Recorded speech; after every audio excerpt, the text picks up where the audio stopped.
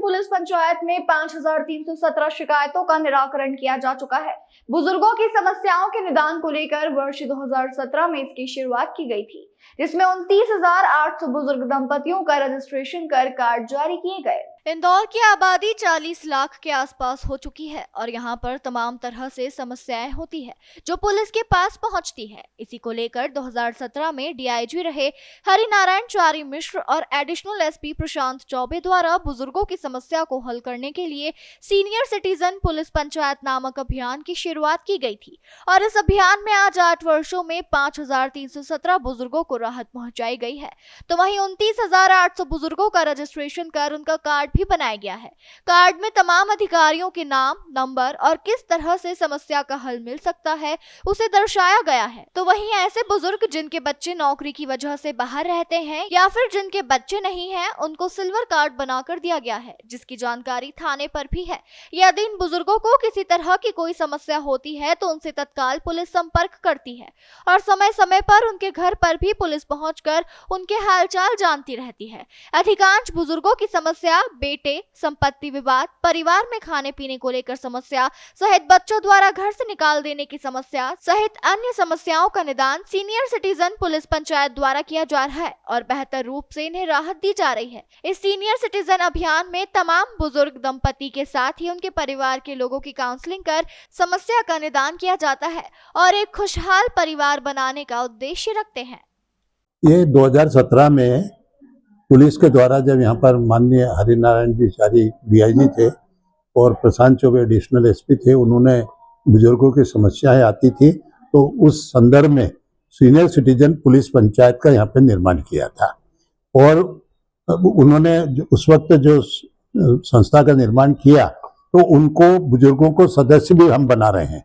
तो senior citizen police panchayat का जो आइडेंटिटी कार्ड उनको दिया जाता है माननीय एसपी महोदय के दस्तखत से, और वो अभी तक हमारे पास 29,800 सदस्य बन चुके हैं सीनियर सिटीजन पुलिस पंचायत की। अब जिन लोगों की समस्या रहती है और उसमें भी जो सीनियर सिटीजन अकेले रहते हैं, जिनके बच्चे नहीं है या बच्चे हैं तो बाहर जॉब कर रहे हैं और उनके पास नहीं रहते हैं, ऐसे लोगों को हम सिल्वर कार्ड बना के देते हैं।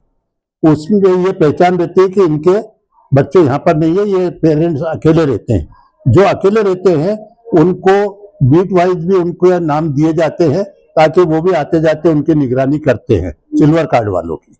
और दूसरा ये है कि जो सीनियर सिटीजन हैं जिनकी समस्याएं होती है, मंगलवार को तो सब डिपार्टमेंटों में जन सुनवाई होती है, लेकिन यहाँ पर पुलिस पंचायत में, यहाँ पर रीगल पर जो ये ऑफिस है पुलिस का, यहाँ पर सीनियर सिटीजन पुलिस पंचायत में बुधवार को सीनियर सिटीजनों की सुनवाई होती है।